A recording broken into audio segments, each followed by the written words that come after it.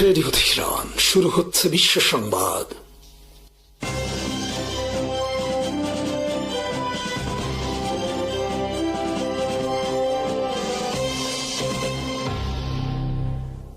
মার্কিন president Donald Trump ফাঁকি দেওয়ার কৌশল বা চাল হিসেবে গত ৮ জুলাই এয়ারফোর্স ওয়ানে উঠেছিলেন। তুরস্কের ন্যাটো শীর্ষ সম্মেলনের শেষ দিনে ট্রাম্প সেই উড়োজাহাজের সিঁড়ি বেয়ে উপরে ওঠেন। যুক্তরাষ্ট্রে ফেরার জন্য তার স্বাভাবিকভাবে এই উড়োজাহাজে ওঠার কথা ছিল। তিনি সিঁড়ি বেয়ে উঠে উড়োজাহাজের দরজায় দাঁড়িয়ে ক্যামেরার দিকে তাকিয়ে সংক্ষেপে হাত নাড়ান। ট্রাম্প কয়েক দশক ধরে এয়ারফোর্স ওয়ান হিসেবে ব্যবহৃত আইকনিক হালকা নীল রঙের 747 উড়োজাহাজের ভেতরে অদৃশ্য হয়ে যান। এরপর একটি ক্যাটারিং কন্টেইনারের ভেতরে লুকিয়ে গোপনে সেই উড়োজাহাজ থেকে বের হয়ে যান তিনি। তুরস্ক থেকে গোপন ফ্লাইটে নিয়ে যেতে ট্রাম্পকে এরপর একটি সামরিক উড়োজাহাজে তুলে দেওয়া হয়। বলা হচ্ছে, ইরান থেকে এয়ারফোর্স ওয়ানের উপর হামলার বিশ্বাসযোগ্য হুমকি থাকা সত্ত্বেও সাংবাদিক, হোয়াইট হাউসের কর্মকর্তা ও সহযোগীদের নিয়ে ট্রাম্প যথারীতি 747 উড়োজাহাজে ওঠেন। কয়েক বছর ধরে ইরানের কথিত নিশানায় থাকা এক মার্কিন প্রেসিডেন্টকে রক্ষার জন্য এই কৌশল নেওয়া হয়েছিল।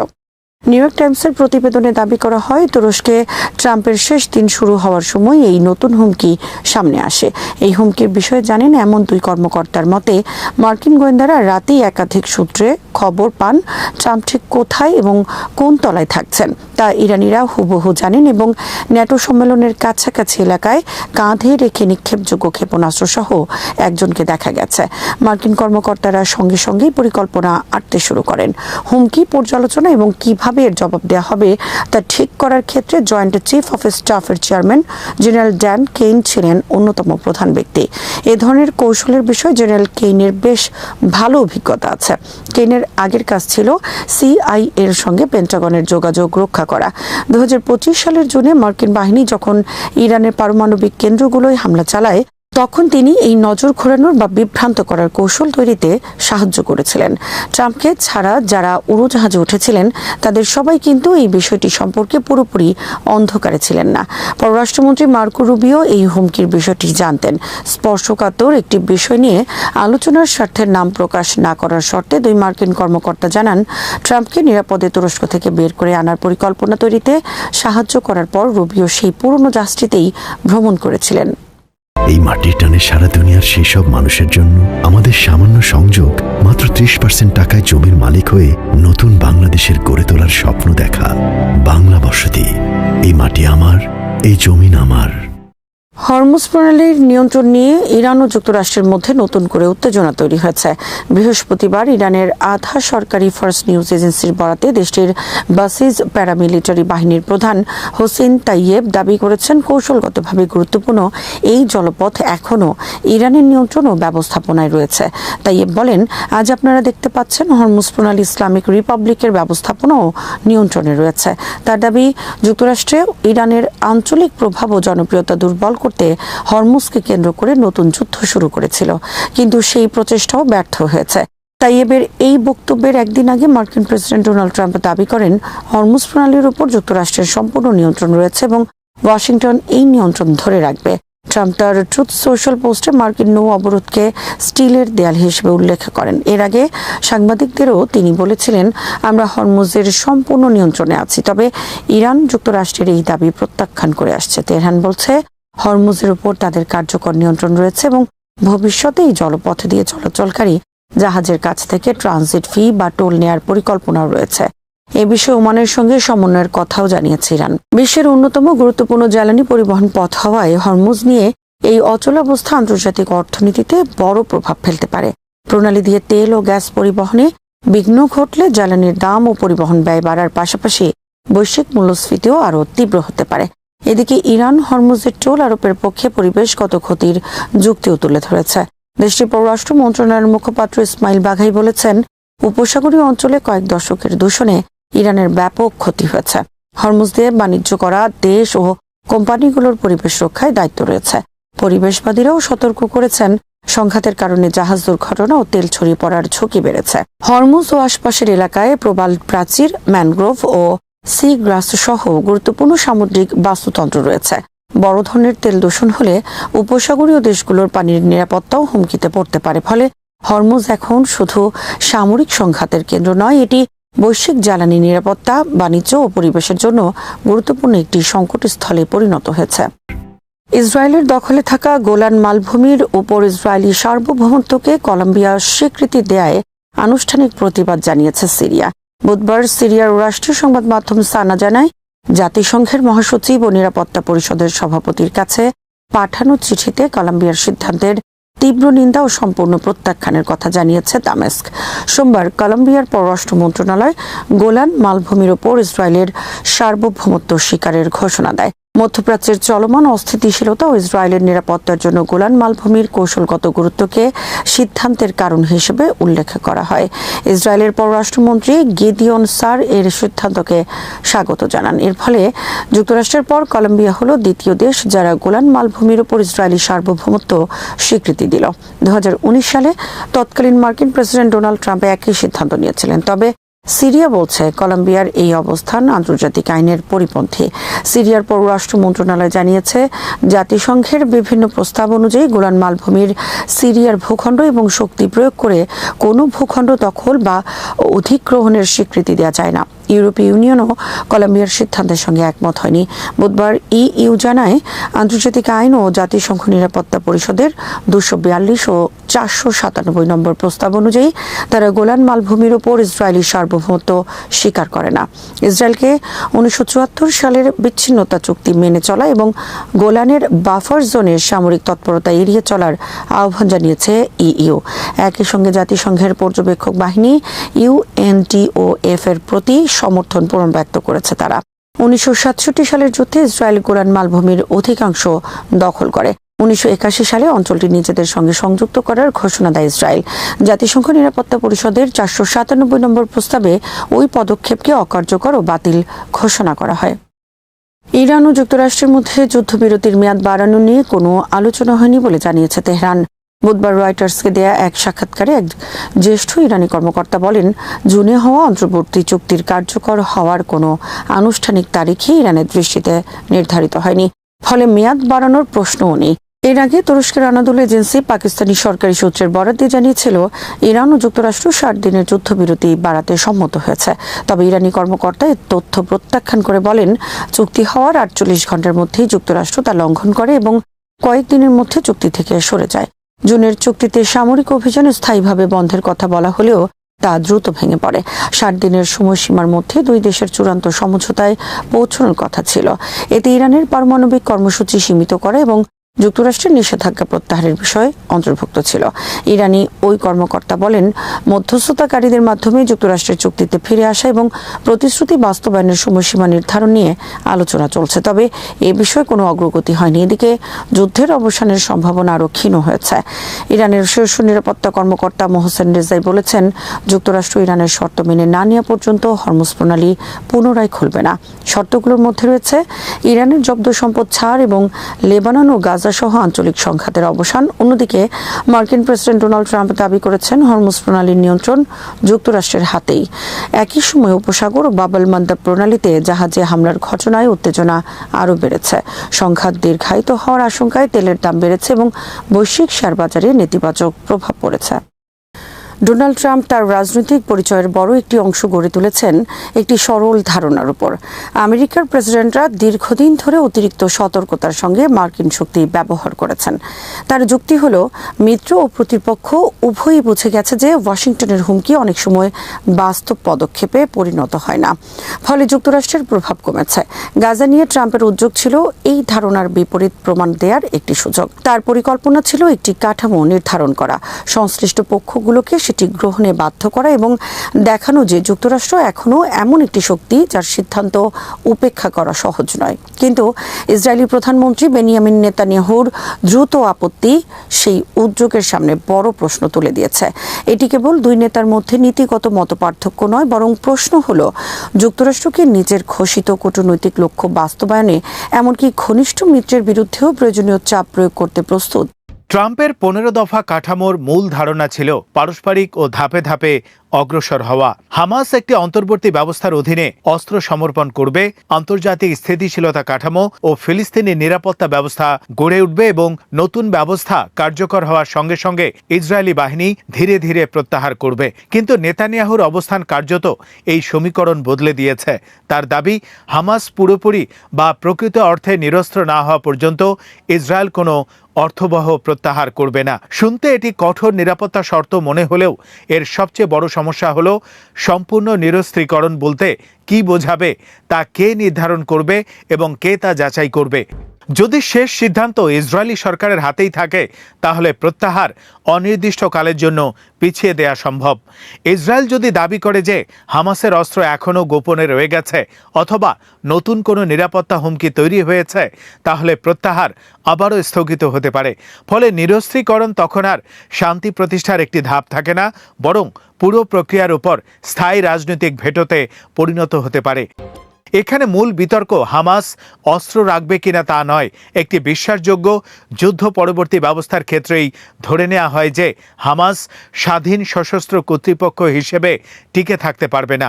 আসল লড়াই হচ্ছে পরিবর্তনের ক্রম বা সিকোয়েন্সিং কে নিয়ন্ত্রণ করবে তা নিয়ে। ট্রাম্পের কাঠামো অনুযায়ী ইসরায়েলকে ধীরে ধীরে কিছু নিয়ন্ত্রণ আন্তর্জাতিক ও ফিলিস্তিনি অন্তর্বর্তী কাঠামোর হাতে ছেড়ে দিতে হবে। কিন্তু নেতানিয়াহুর অবস্থান ইসরায়েলের হাতে সেই সিদ্ধান্তের চাবিকাঠি রাখে কখন নিরাপত্তা হুমকি শেষ হয়েছে, কখন প্রত্যাহার সম্ভব এবং কখন নতুন রাজনৈতিক ব্যবস্থা কার্যকর হবে। অর্থাৎ ইসরায়েল যদি একাই নির্ধারণ করে যে হুমকি পুরোপুরি শেষ হয়নি, তাহলে প্রত্যাহারও অনির্দিষ্টকাল পিছিয়ে যেতে পারে। এর ফলে যুদ্ধ শেষ হওয়ার বদলে গাজায় দীর্ঘমেয়াদী ইসরায়েলি সামরিক উপস্থিতি প্রতিষ্ঠিত হওয়ার ঝুঁকি তৈরি হয়। দুই নেতার রাজনৈতিক স্বার্থের পার্থক্য এই সংঘাতকে আরও গভীর করেছে। ট্রাম্প চান গাজা যুদ্ধের অবসান ঘটিয়ে একটি বড় কূটনৈতিক সাফল্য অর্জন করতে। তিনি এমন একটি ফলাফল চান যার সঙ্গে তার নিজের রাজনৈতিক ব্র্যান্ড যুক্ত থাকবে এবং যা প্রমাণ করবে যে প্রচলিত কূটনীতি যেখানে ব্যর্থ হয়েছে সেখানে তার নেতৃত্ব ফল দিতে পারে। নেতানিয়াহুর হিসাব সম্পূর্ণ ভিন্ন। তার জন্য যুদ্ধ কেবল নিরাপত্তা অভিযান নয়, এটি ইসরায়েলি বিজয়ের সংজ্ঞার সঙ্গে সরাসরি যুক্ত।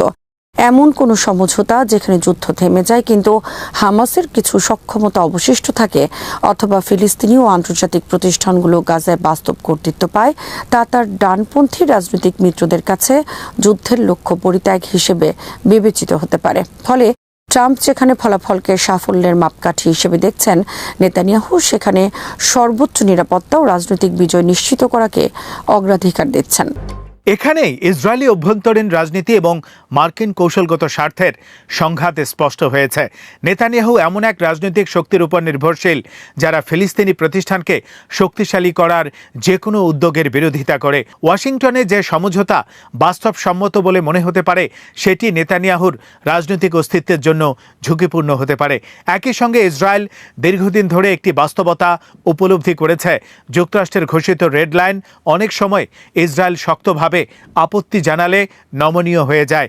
আপত্তি জানানো, নিরাপত্তা যুক্তি তুলে ধরা, রাজনৈতিক চাপ তৈরি করা এবং শেষ পর্যন্ত ওয়াশিংটনের অবস্থান নরম হওয়ার অপেক্ষা করা, এই কৌশল অতীতেও দেখা গেছে। এখানে ট্রাম্পের জন্য সবচেয়ে বড় পরীক্ষা হলো তার কথার সঙ্গে বাস্তব ক্ষমতা প্রয়োগের সামঞ্জস্য।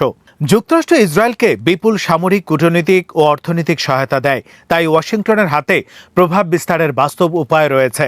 অস্ত্র সহায়তার শর্ত আরোপ, অস্ত্র সরবরাহের গতি কমানো কিংবা স্পষ্ট করে দেয়া যে মার্কিন সহায়তা কোনো পরিস্থিতিতেই স্বয়ংক্রিয় নয়, এসব পদক্ষেপ তাত্ত্বিকভাবে সম্ভব, কিন্তু এগুলো বাস্তবায়ন করতে হলে ট্রাম্পকে বড় রাজনৈতিক মূল্য দিতে হবে। ইসরায়েলের সঙ্গে বিরোধে যাওয়া শুধু নেতানিয়াহুর সঙ্গে সংঘাতে যাওয়া নয়, এর সঙ্গে যুক্তরাষ্ট্রের দীর্ঘদিনের অভ্যন্তরীণ রাজনৈতিক কাঠামো, কংগ্রেস, লবিং এবং জনমতের প্রশ্ন জড়িত। গাজার ভবিষ্যৎ নিয়েও এখানেই বড় প্রশ্ন তৈরি হয়েছে। ইসরায়েলের আত্মরক্ষার অধিকার আছে, এই বক্তব্য ইসরায়েলের নিরাপত্তা উদ্বেগকে স্বীকার করলেও যুদ্ধের পর গাজা কেমন হবে তার উত্তর দেয় না। হামাসকে সামরিকভাবে দুর্বল করা একটি লক্ষ্য, কিন্তু ভবিষ্যৎ যুদ্ধ ঠেকাতে প্রয়োজন বৈধ রাজনৈতিক কাঠামো, কার্যকর প্রশাসন, নিরাপত্তা ব্যবস্থা এবং ফিলিস্তিনিদের অর্থবহ রাজনৈতিক অংশগ্রহণ। যদি গাজা অনির্দিষ্টকাল ইসরায়েলি সামরিক নিয়ন্ত্রণে থাকে এবং ফিলিস্তিনি প্রতিষ্ঠানগুলো দুর্বল বা বাদ পড়ে যায়, তাহলে সশস্ত্র প্রতিরোধের মূল রাজনৈতিক ও সামাজিক কারণগুলো বিলীন হবে না, বরং নতুন রূপে ফিরে আসতে পারে। সুতরাং বিতর্কটি কেবল যুদ্ধবিরতি বা প্রত্যাহারের সময়সূচি নিয়ে নয়, এটি মূলত সিদ্ধান্ত নেয়ার ক্ষমতা কার হাতে থাকবে সেই প্রশ্ন। ওয়াশিংটন বলছে যুদ্ধের সমাপ্তি ঘটিয়ে নতুন নিরাপত্তা ও প্রশাসনিক ব্যবস্থায় যেতে হবে। নেতানিয়াহুর অবস্থান বলছে ইসরায়েল নিশ্চিত না হওয়া পর্যন্ত সেই পরিবর্তন শুরু হতে পারে না। এই চুক্তি কার্যত ইসরায়েলকেই পরিবর্তনের সময় নির্ধারণের ক্ষমতা দেয়। ফলে একটি কূটনৈতিক প্রক্রিয়া প্রত্যাখ্যান না করেও সেটিকে অনির্দিষ্টকালের জন্য আটকে রাখা সম্ভব। ট্রাম্পের রাজনৈতিক ব্র্যান্ডের ভিত্তি হল প্রেসিডেন্টের ক্ষমতা তখনই অর্থবহ যখন তা বাস্তব ফলাফল তৈরি করতে পারে। গাজা সেই দাবির কঠিন পরীক্ষা হতে পারে, কারণ এবার প্রতিপক্ষ কোনো শত্রু রাষ্ট্র নয়, বরং যুক্তরাষ্ট্রের অন্যতম গুরুত্বপূর্ণ মিত্র। ট্রাম্প যদি হামাসের কাছ থেকে বড় ছাড় আদায় করতে পারেন, কিন্তু ইসরায়েলের সরকারের কাছ থেকে নিজের ঘোষিত কাঠামো মেনে নেয়ার নিশ্চয়তা আদায় করতে না পারেন, তাহলে তার শক্তিশালী আমেরিকা ধারণার সীমাবদ্ধতা স্পষ্ট হবে। শেষ পর্যন্ত প্রশ্নটি দাঁড়াবে, ট্রাম্প কি একজন ইসরায়েলি প্রধানমন্ত্রীকে বলতে পারবেন যে মার্কিন নীতিকে কোনো বিদেশি সরকার যত ঘনিষ্ঠ মিত্রই হোক ভেটো দিতে পারে না? যদি তিনি তা না পারেন, তাহলে বার্তাটি হবে আরও গভীর। ওয়াশিংটনের বড় সমস্যা হয়তো প্রভাবের অভাব নয়, বরং সেই প্রভাব ব্যবহারের রাজনৈতিক ইচ্ছার অভাব। কারণ শক্তি প্রয়োগের ইচ্ছা না থাকলে ক্ষমতা কেবল কাগজে থাকে।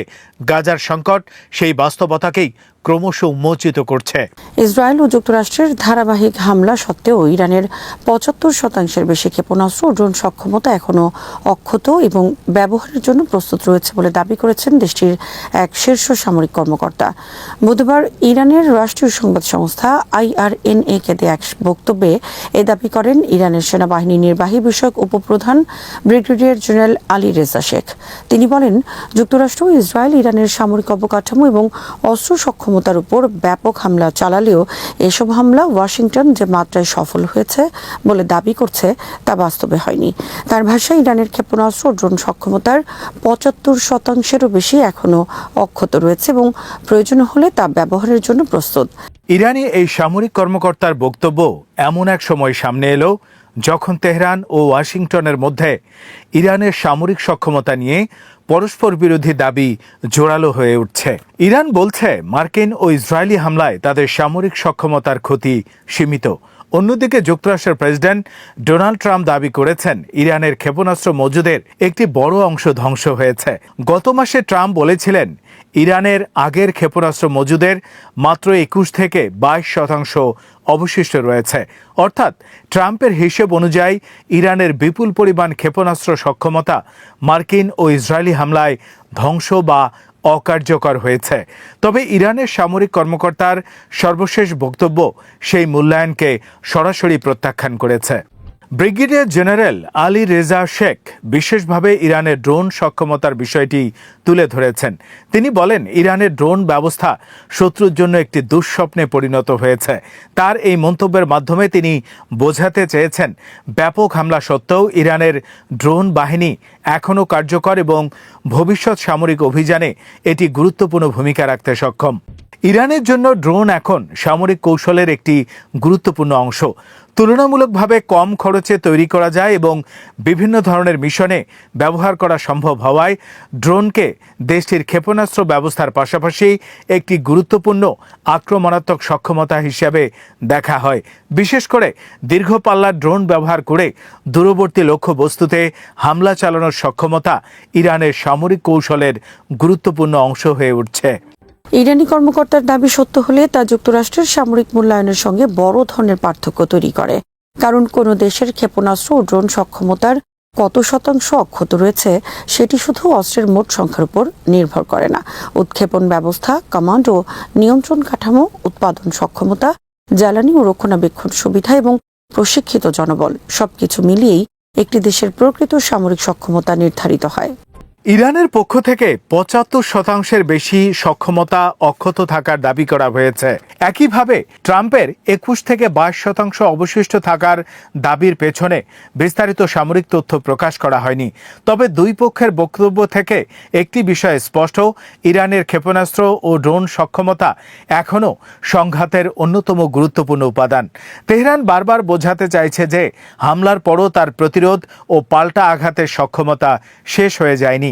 অন্যদিকে ওয়াশিংটন ইরানের সামরিক শক্তির বড় অংশ ক্ষতিগ্রস্ত হয়েছে বলে নিজের অবস্থান তুলে ধরেছে।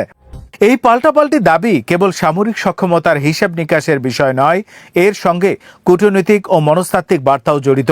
ইরান তার প্রতিপক্ষকে বোঝাতে চাইছে যে সামরিক চাপ প্রয়োগ করে তেহরানকে সহজে দুর্বল করা সম্ভব নয়।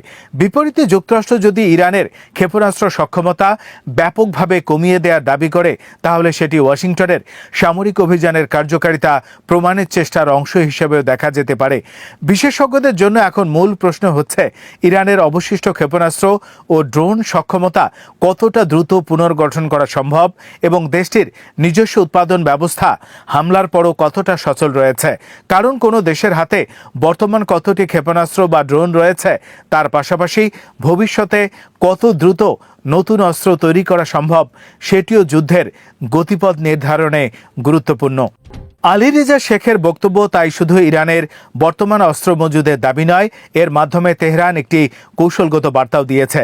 সেটি হলো, মার্কিন ও ইসরায়েলি হামলা ইরানের সামরিক শক্তিকে ক্ষতিগ্রস্ত করলেও দেশটির ক্ষেপণাস্ত্র ও ড্রোন সক্ষমতা পুরোপুরি ধ্বংস করা সম্ভব হয়নি। ফলে ট্রাম্পের 21 থেকে 22% এবং ইরানের 75% বেশি সক্ষমতা অক্ষত থাকার দাবির মধ্যে যে বিশাল পার্থক্য দেখা হচ্ছে, তার প্রকৃত সত্যতা নির্ধারণে স্বাধীন গোয়েন্দা তথ্য, স্যাটেলাইট চিত্র এবং যুদ্ধক্ষেত্রের যাচাইযোগ্য তথ্য গুরুত্বপূর্ণ হয়ে উঠবে। এর আগ পর্যন্ত দুই পক্ষের বক্তব্যকে মূলত নিজ নিজ সামরিক ও রাজনৈতিক অবস্থান তুলে ধরার দাবি হিসেবেই দেখা হচ্ছে। সবশেষে ইরানি সামরিক কর্মকর্তার বক্তব্য থেকে যে বার্তাটি সবচেয়ে স্পষ্ট, তা হলো তেহরান এখনও তার ক্ষেপণাস্ত্র ও ড্রোন শক্তিকে যুদ্ধের কার্যকর হাতিয়ার হিসেবে বিবেচনা করছে। আর এই সক্ষমতা যতদিন কার্যকর থাকবে, ততদিন ইরান যুক্তরাষ্ট্র সংঘাতের সামরিক সমীকরণও পুরোপুরি বদলে গেছে বলে ধরে নেওয়া কঠিন। 40 দিনের যুদ্ধ শেষে যে চিত্র সামনে এসেছে, তা যুক্তরাষ্ট্রের প্রত্যাশিত ফলাফলের সঙ্গে পুরোপুরি মেলে না। ডোনাল্ড ট্রাম্প যে যুদ্ধ শুরু করেছিলেন, ইরানের আচরণ পরিবর্তন, তেহরানকে মার্কিন শর্ত মেনে নিতে বাধ্য করা এবং শেষ পর্যন্ত ইরানকে আনকন্ডিশনাল সারেন্ডারের দিকে ঠেলে দেওয়ার লক্ষ্য নিয়ে যুদ্ধের পর বাস্তবতা বরং ভিন্ন বার্তা দিচ্ছে। ইরান আত্মসমর্পণ তো করেইনি, বরং যুদ্ধ পরবর্তী দর কষাকষিতে কৌশলগতভাবে আরো কঠোর অবস্থান নেওয়ার চেষ্টা করছে। বিশেষ করে হরমুজ প্রণালীকে ঘিরে তেহরানের অবস্থান এবং মার্কিন অস্ত্র ভাণ্ডারের ওপর দীর্ঘস্থায়ী যুদ্ধের চাপ দুটো বিষয় ইঙ্গিত করছে যে যুদ্ধের ফলে ইরানের উপর চাপ তৈরি হয়নি, বরং যুক্তরাষ্ট্রের ওপরও সামরিক ও অর্থনৈতিক চাপ জমেছে। মার্কিন সংবাদ মাধ্যম সিএনএন ও ট্রাম্পের আনকন্ডিশনাল সারেন্ডার বক্তব্যের প্রসঙ্গ টেনে বলা হয়েছে, ইরান আত্মসমর্পণ করেনি এবং হরমুজ প্রণালী নিয়ে বরং আরও কঠোর অবস্থান নিয়েছে। এর অর্থ হল, সামরিকভাবে আঘাত পাওয়ার পরও তেহরান মনে করছে তার হাতে এমন কিছু কৌশলগত হাতিয়ার রয়েছে যা ভবিষ্যতের আলোচনায় যুক্তরাষ্ট্রের উপর চাপ সৃষ্টি করতে পারে। এখানেই সামরিক বিজয় এবং কৌশলগত বিজয়ের মধ্যে পার্থক্যটি গুরুত্বপূর্ণ হয়ে ওঠে। একটি দেশ অন্য দেশের সামরিক স্থাপনা ধ্বংস করতে পারে, ব্যাপক ক্ষয়ক্ষতি ঘটাতে পারে কিংবা আকাশ যুদ্ধে আধিপত্য প্রতিষ্ঠা করতে পারে, কিন্তু সেই সামরিক সাফল্য তখনই পূর্ণাঙ্গ রাজনৈতিক বিজয়ে পরিণত হয় যখন প্রতিপক্ষকে নিজের মূল রাজনৈতিক শর্ত মেনে নিতে বাধ্য করা যায়। ট্রাম্পের যুদ্ধের ঘোষিত উদ্দেশ্য ছিল ইরানকে পিছু হটানো এবং মার্কিন দাবি মেনে নিতে বাধ্য করা, কিন্তু যুদ্ধের পর যদি তেহরান আলোচনার টেবিলে আরও কঠোর অবস্থান নিতে পারে, তাহলে স্বাভাবিকভাবেই প্রশ্ন উঠবে, ওয়াশিংটন কি তার মূল রাজনৈতিক লক্ষ্য অর্জন করতে পেরেছে? হরমুজ প্রণালী এই প্রশ্নের কেন্দ্রে চলে এসেছে। বিশ্বের অন্যতম গুরুত্বপূর্ণ জ্বালানি পরিবহন পথ হিসেবে হরমুজের গুরুত্ব শুধু মধ্যপ্রাচ্যের মধ্যে সীমাবদ্ধ নয়। এই জলপথে অস্থিরতা তৈরি হলে আন্তর্জাতিক তেলের বাজার, জ্বালানি মূল্য, সামুদ্রিক পরিবহন এবং বৈশ্বিক অর্থনীতিতে তার প্রভাব পড়তে পারে।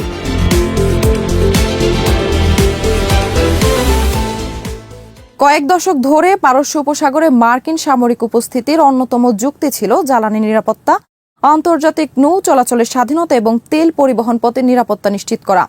কিন্তু এখন যদি ইরান হরমুজকে আলোচনার একটি কার্যকর হাতিয়ারে পরিণত করতে পারে, তাহলে তা শুধু তেহরানের দর কষাকষির ক্ষমতা বৃদ্ধির ইঙ্গিত নয়, একই সঙ্গে মধ্যপ্রাচ্যের দীর্ঘদিনের মার্কিন সামরিক কৌশলের কার্যকারিতা নিয়েও প্রশ্ন তৈরি করে। যুদ্ধ শুরুর সময় ওয়াশিংটনের হিসাব ছিল, সামরিক চাপ যত বাড়বে ইরানের জন্য যুদ্ধের খরচ তত বাড়বে এবং শেষ পর্যন্ত তেহরান বাধ্য হয়ে পিছু হটবে।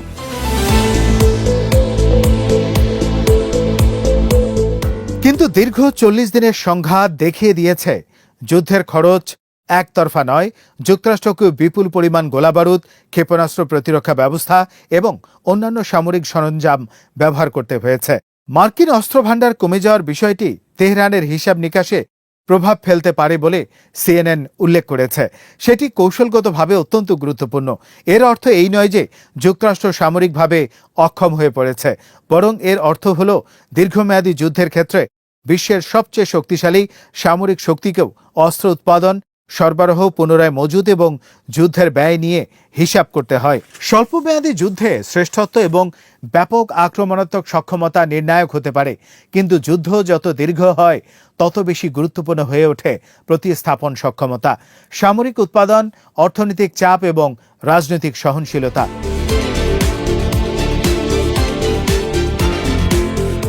ইরানের হিসাবও সম্ভবত এই বাস্তবতার উপর দাঁড়িয়ে আছে। তেহরান শুধু নিজের ক্ষয়ক্ষতির দিকে তাকালেই হবে না, তাকে দেখতে হবে যুক্তরাষ্ট্র কতদিন একই মাত্রার সামরিক চাপ অব্যাহত রাখতে সক্ষম। যদি ওয়াশিংটনের জন্য যুদ্ধ চালিয়ে যাওয়ার খরচ ক্রমাগত বাড়তে থাকলে তাহলে সেটি ইরানের জন্য একটি কৌশলগত সুযোগ তৈরি করতে পারে। এখানেই যুদ্ধের আরেকটি গুরুত্বপূর্ণ শিক্ষা সামনে আসে। যুদ্ধক্ষেত্রে কে বেশি ক্ষতিগ্রস্ত হয়েছে তার চেয়ে যুদ্ধ শেষে কে কতটা দর কষাকষির সক্ষমতা ধরে রাখতে পেরেছে সেটি দীর্ঘমেয়াদে বেশি গুরুত্বপূর্ণ।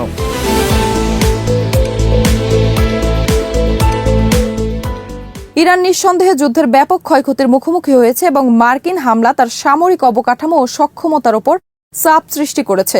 কিন্তু একই সঙ্গে যুক্তরাষ্ট্র দেখেছে যে সামরিক শক্তি দিয়ে তেহরানকে দ্রুত রাজনৈতিকভাবে আত্মসমর্পণে বাধ্য করা সহজ নয়, বরং যুদ্ধ যত দীর্ঘ হয়েছে ততই উভয় পক্ষের ওপর খরচ বেড়েছে এবং সংঘাতের প্রভাব আঞ্চলিক ও বৈশ্বিক পর্যায়ে ছড়িয়ে পড়েছে। যুক্তরাষ্ট্রের জন্য এই যুদ্ধের আরেকটি সমস্যা হলো ইরানের ওপর চাপ সৃষ্টি করতে গিয়ে ওয়াশিংটন নিজেও অর্থনৈতিক ও সামরিক চাপের মুখোমুখি হয়েছে।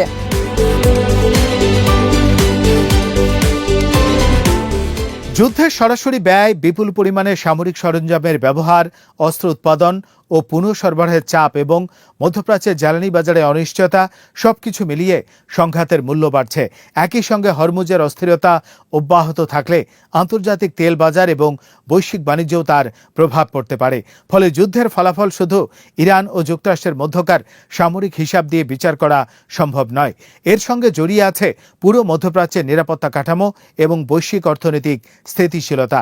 এই প্রেক্ষাপটে হরমুজ প্রণালী এখন একটি জলপথের চেয়েও বেশি কিছু, এটি বদলে যাওয়া কৌশলগত সমীকরণের প্রতীক। যুক্তরাষ্ট্র যেখানে সামরিক শক্তি ব্যবহার করে ইরানের আঞ্চলিক প্রভাব কমাতে চেয়েছিল, সেখানে তেহরান এখন হরমুজকে নিজের কৌশলগত প্রভাবের অন্যতম প্রধান উপাদান হিসেবে সামনে আনছে।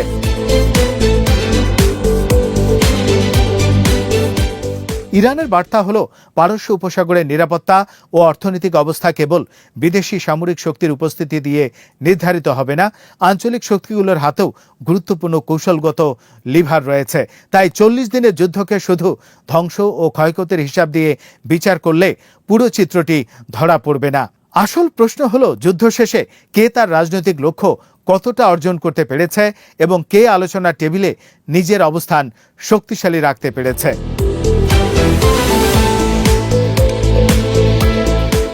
ট্রাম্প যে যুদ্ধ শুরু করেছিলেন ইরানকে আত্মসমর্পণে বাধ্য করার প্রত্যাশা নিয়ে, যুদ্ধ শেষে তেহরান যদি আত্মসমর্পণের পরিবর্তে হরমুজ নিয়ে আরও কঠোর দাবি তুলতে পারে তাহলে এটি নিঃসন্দেহে ওয়াশিংটনের প্রাথমিক হিসাবের সঙ্গে একটি বড় বৈপরীত্য তৈরি করে।